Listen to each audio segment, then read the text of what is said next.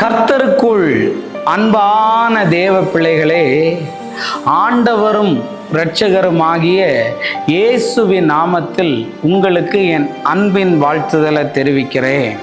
இந்த நாளிலேயும் சங்கீதம் 104 அதனுடைய 34வது வசனத்தை வாசிக்கிறேன். நான் அவரை தியானிக்கும் தியானம் இனிதா இருக்கும், நான் கர்த்தருக்குள் மகிழ்வேன் என்று எழுதியிருக்கிறது. என் தனிமையில் நான் பண்ற விஷயங்களை உங்களுக்கு சொல்றேன். தப்பு பண்ண மாட்டேன். ஒன்று. ரெண்டாவது, தனியா இருக்க மாட்டேன். அவர் என் கூட இருப்பார். அவரை நான் தியானிக்கிற தியானம் இனிதா இருக்கும்னு சொல்றார். ஆமா, அவர் என்னை நடத்தி வந்ததை நான் நினைப்பேன். அந்த பைபிள் வசனத்தை ஒவ்வொரு நாளும் தியானிப்பேன்.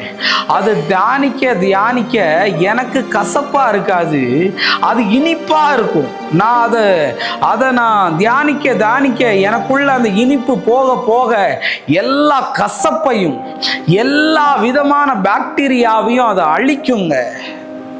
ஆமாம், நான் அதிகமாக புக்கை படித்ததை விட அதிகமாக வேதத்தை படித்தது அதிகம். ஆமாம், என் பைபிளையெல்லாம் நீங்கள் பார்ப்பீங்கன்னா வருஷத்துக்கு 5 பைபிளை மாத்துறேன். ஐயோ சொன்னால் அடி பச்சை கலர் மஞ்சள் கலரில் அடி கோடு போட்டு படிப்பேன்.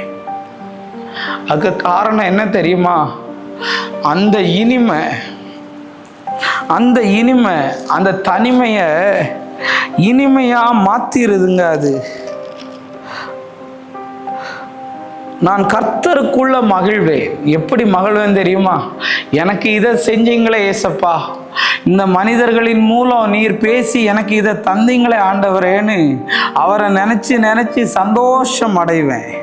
எனக்கு சினிமா பாட்டு வேண்டாம், தியேட்டரும் வேண்டாம், கூட யாராவது பேசணும்னு எல்லாம் இல்லை.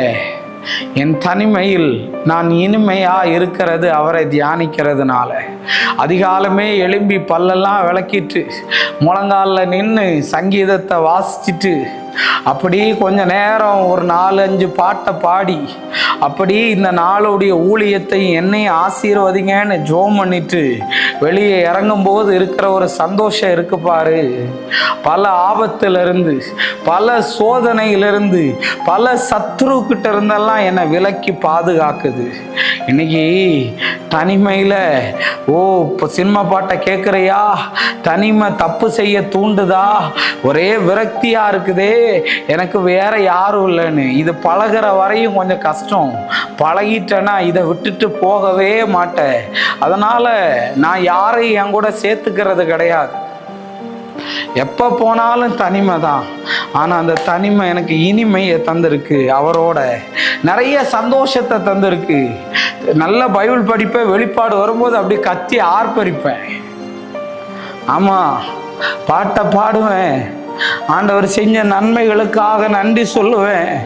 திறமை இல்லாதவனை, தகுதி இல்லாதவனை ஆண்டவர் இவ்வளவு தூக்கினீங்களே, ஊழியத்தை வளர பண்ணினீங்களே, என்ன நடத்துனீங்களேன்னு நன்றி சொல்லுவேங்க. நினைச்சு இப்படி ஒரு வாழ்க்கை உங்களுக்கு இருக்கா? நீ தனிமையில என்ன பண்றியோ அதுதான் உனக்கு சக்சஸ். எல்லாரும் இருக்கும்போது பண்றது இல்லை.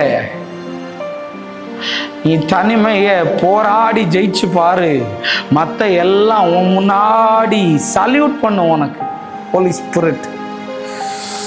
தனிமையா இருக்கும்போது பிசாசு சோதிப்பான். தனியா இருக்கும்போது தேவையில்லாத எண்ணங்கள் வரும். தனியா இருக்கும்போது தேவையில்லாதெல்லாம் வரும். ஆனா நீ ஜோம் பண்ண இவைகளெல்லாம் உன்னை விட்டு விலகி நீ சக்சஸ் ஆன லைஃபை வாழுவ. I am very happy to be. I am very happy. நான் சந்தோஷமா இருக்கிறேன். ஆமா, இந்த கண்ணீர் ஆனந்த கண்ணீர்.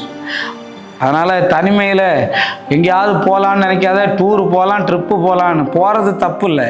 ஆனால் இப்படி வாழ என்னைக்கு உனக்கு டூர் போக முடியுமா? என்னைக்கு சந்தோஷத்தை தர்றது இதுதான். அதனால் ஜெபம் பண்ணுவோம், கர்த்தர் பெரிய காரியத்தை செய்வார். அன்பான ஆண்டவரே, இந்த நேரத்துக்காக நன்றி. ஆண்டவரே, நீங்கள் எங்கள் கூட பேசின தீர்க்க தரிசனமான வார்த்தைகளுக்காய் நன்றி சொல்கிறேன். எல்லா தடைகளையும் கர்த்தர் மாற பண்ணி பெரிய அற்புதத்தை செய்து சாட்சியாக நிறுத்தும். இயேசுவின் நாமத்தில் வேண்டுகிறேன் நல்ல பிதாவே. ஆமேன், ஆமேன். God bless you. கர்த்தர் உங்களை ஆசீர்வதிப்பார்.